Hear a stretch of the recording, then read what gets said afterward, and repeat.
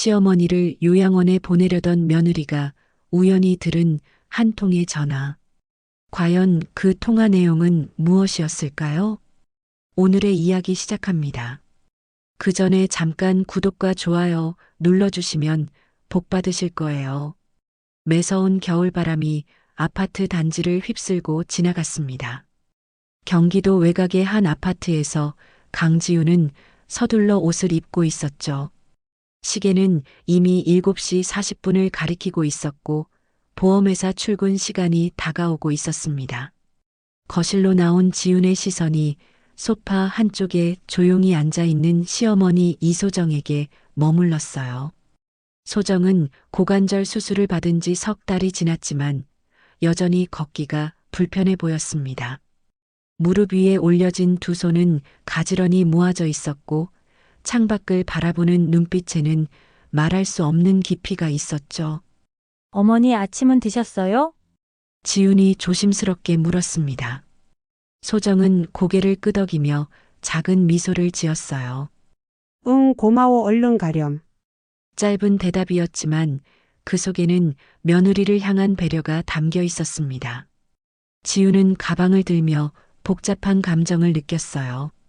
감사함과 동시에 밀려오는 피로감, 그리고 설명할 수 없는 무거움이 가슴을 짓눌렀죠. 현관문을 나서면서 지훈은 뒤돌아보았습니다. 소정은 여전히 그 자리에 앉아 있었고 아침 햇살이 그의 옆모습을 부드럽게 감싸고 있었어요. 지훈의 마음 한켠에서는 죄책감이 스멀스멀 올라왔습니다. 이런 생각을 하는 자신이 나쁜 사람 같아서였죠. 엘리베이터 안에서 지훈은 거울에 비친 자신의 모습을 보았습니다. 고아원에서 자란 자신에게 처음으로 가족의 온기를 선사해 준 사람이 바로 시어머니였어요. 결혼 초기 서투른 자신을 따뜻하게 감싸주던 그 손길들이 떠올랐죠. 그런데 왜 지금은 이렇게 마음이 무거운 걸까요? 지하 주차장에서 차에 오른 지훈은 시동을 걸며 한숨을 내쉬었습니다. 요즘 남편 도윤과 나누는 대화의 무게가 점점 무거워지고 있었어요. 아직 입 밖으로 내지 못한 말들이 목구멍에서 맴돌고 있었죠. 퇴근길 출발 전 차 안에서 지훈은 휴대폰 화면을 멍하니 바라보고 있었습니다. 동료들이 보내온 메시지들과 업무 관련 알림들이 쌓여 있었지만 정작 마음은 집에 있었어요. 오늘도 소정이 혼자 긴 시간을 보냈을 텐데 저녁 준비는 어떻게 하셨을까 걱정이 앞섰죠. 집에 도착한 지훈이 현관문을 열자 따뜻한 된장찌개 냄새가 코끝을 스쳤습니다. 거실로 들어서니 소정이 식탁에 반찬들을 하나씩 올리고 있었어요. 느린 걸음이지만 정성스럽게 차린 상차림이었죠. 어머니 이걸 언제 다 준비하셨어요? 괜찮아, 할 일이 있어야 하루가 가지. 소정의 대답은 담담했지만 지훈은 그의 이마에 맺힌 땀방울을 놓치지 않았습니다. 무리를 했다는 걸 알 수 있었어요.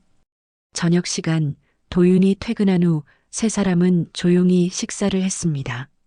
평소보다 말수가 적은 식탁이었죠. 아이들은 학원에 가 있어서 더욱 고요했어요.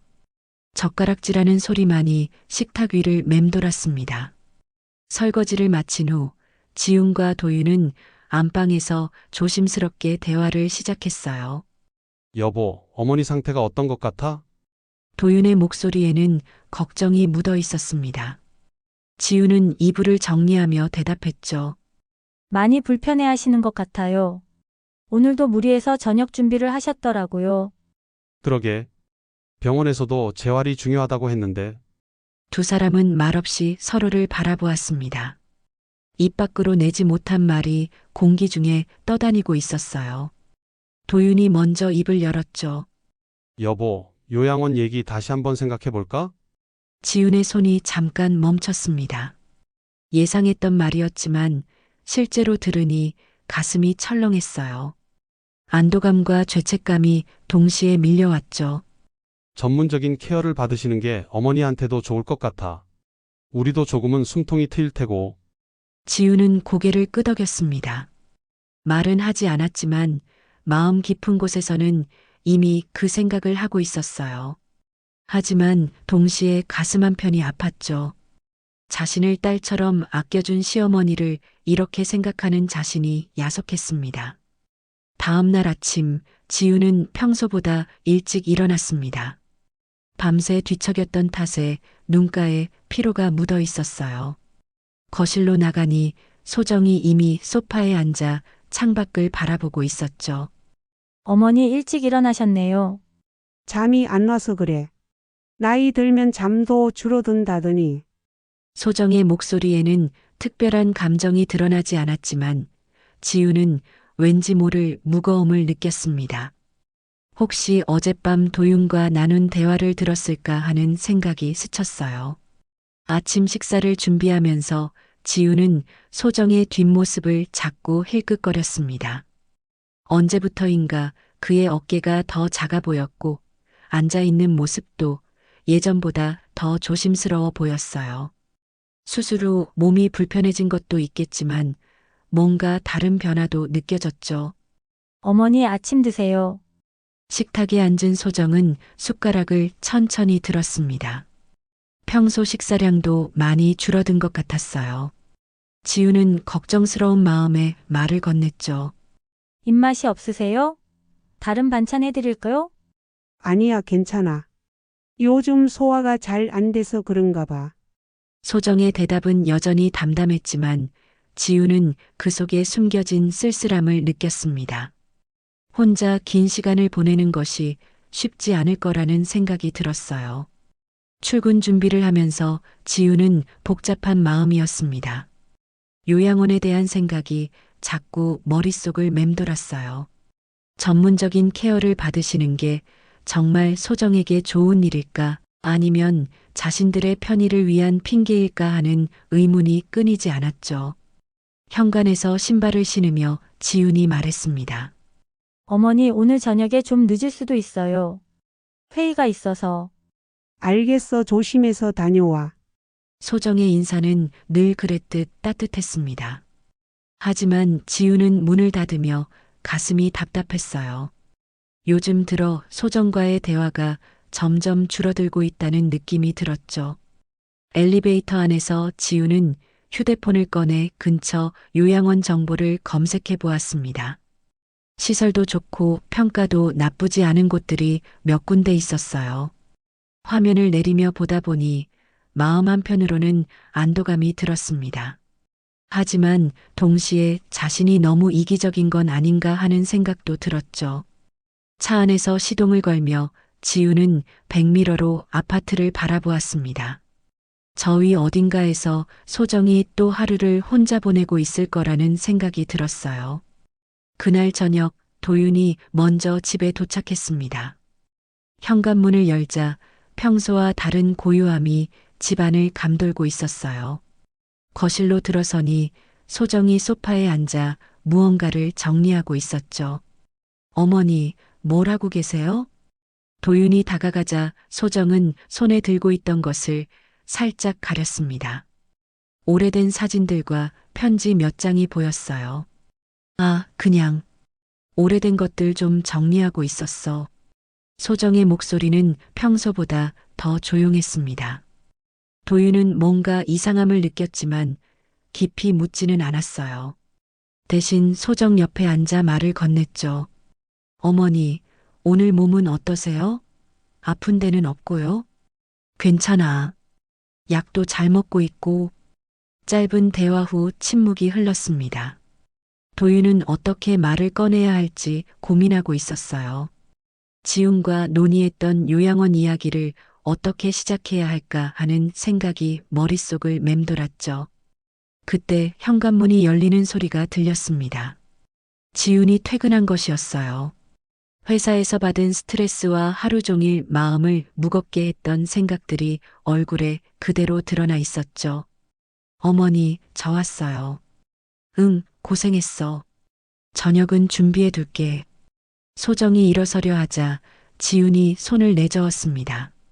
아니에요, 제가 할게요. 앉아 계세요. 부엌에서 저녁을 준비하는 지훈의 손놀림이 평소보다 서둘러 보였어요. 도윤은 소정과 함께 앉아 있으면서도 마음이 편치 않았습니다. 오늘 밤에는 정말로 그 이야기를 꺼내야 할 것 같았어요. 저녁 식사 시간, 세 사람은 더욱 조용했습니다. 평소라면 아이들의 제잘거림으로 시끄러웠을 식탁이 이상하리만치 고요했어요. 각자 자신의 생각에 잠겨 있는 것 같았죠. 어머니, 요즘 밤에 잠은 잘 주무세요? 지훈이 조심스럽게 물었습니다. 글쎄, 요즘 잠이 별로 안 와. 나이 들면 다 그런가 봐. 소정의 대답을 들으며 지훈과 도윤은 눈을 마주쳤습니다. 둘 다 같은 생각을 하고 있다는 걸 알 수 있었어요. 설거지를 마친 후 지훈과 도윤은 안방으로 들어갔습니다. 오늘은 정말로 그 이야기를 해야 할 때가 온 것 같았어요. 더 이상 미룰 수 없었죠. 여보, 오늘 어머니 상태 어떻게 보였어? 도윤이 먼저 입을 열었습니다.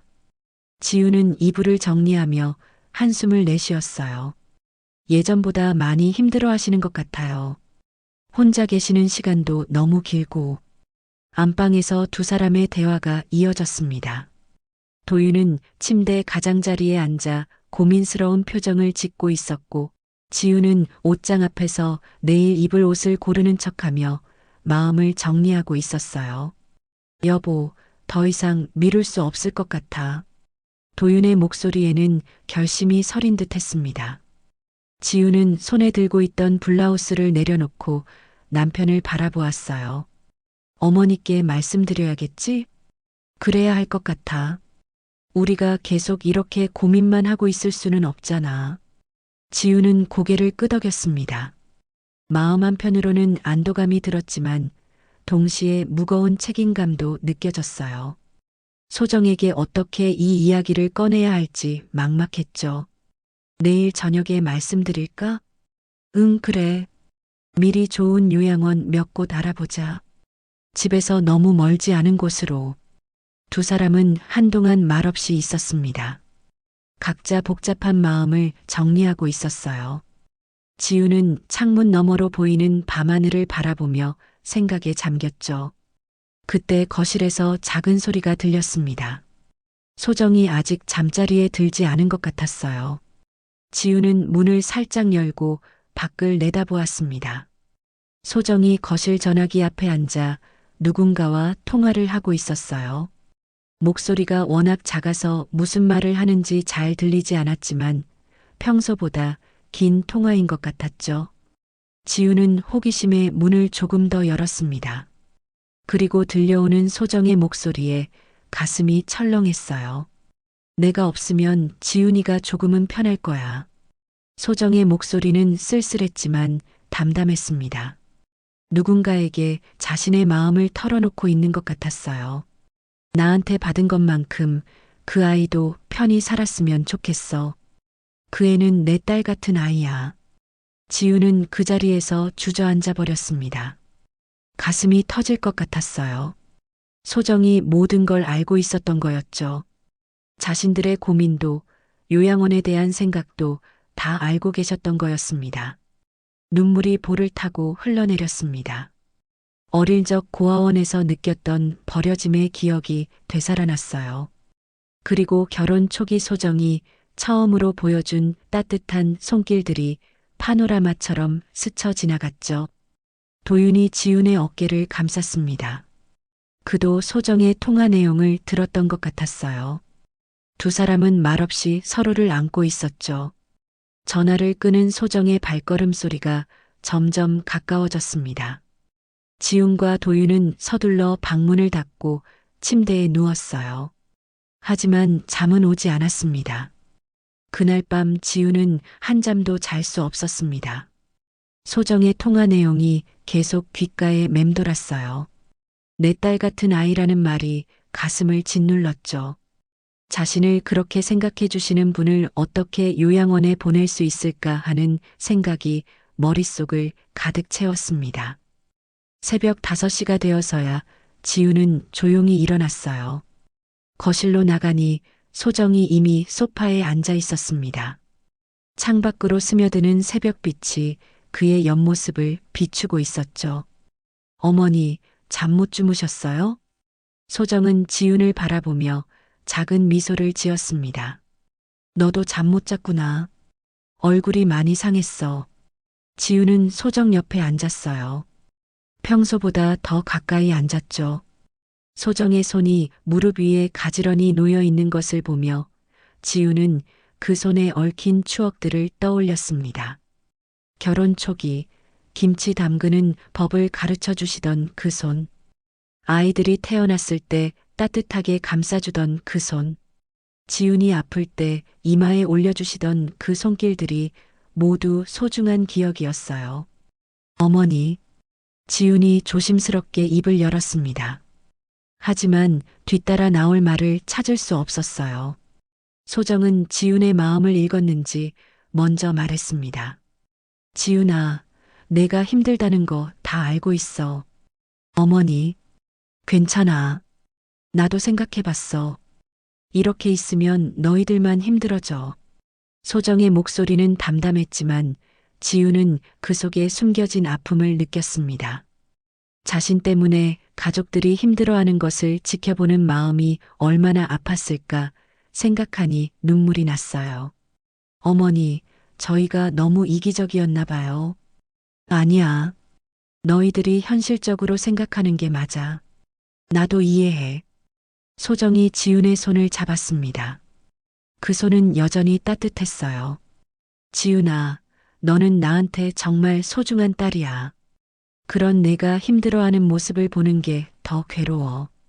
지훈은 더 이상 참을 수 없어서 소정의 품에 안겼습니다. 어릴 적 혼자였던 시간들, 가족이 그리웠던 날들이 모두 떠올랐어요. 그리고 소정이 처음으로 안겨주던 그 따뜻함도 함께 기억났죠. 어머니, 미안해요. 정말 미안해요. 괜찮아, 괜찮아. 우는 것 아니야. 소정이 지훈의 등을 토닥여 주었습니다.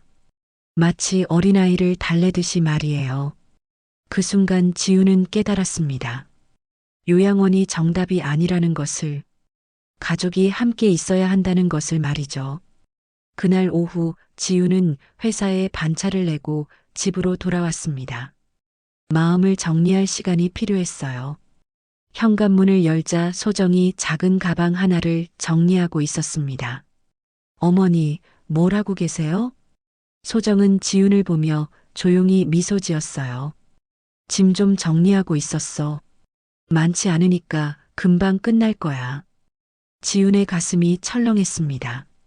소정이 스스로 요양원 갈 준비를 하고 있는 것이었어요. 가방 안에는 평소 입던 옷 몇 벌과 상비약, 그리고 손편지 하나가 들어 있었죠. 어머니, 이러시면 안 돼요. 괜찮아. 나도 마음의 준비는 다 했어. 그때 아이들이 학교에서 돌아왔습니다. 11살 다은이가 가방을 내려놓고 할머니에게 달려왔어요. 할머니, 나왔어요. 우리 다은이 학교 재미있었어? 소정이 다은이를 품에 안으며 물었습니다. 다은이는 할머니의 무릎에 앉아 오늘 있었던 일들을 신나게 이야기했어요. 할머니, 우리 같이 인형 놀이해요. 그래, 우리 다은이랑 놀아줄게. 소정과 다은이가 거실 바닥에 앉아 인형들을 늘어놓았습니다.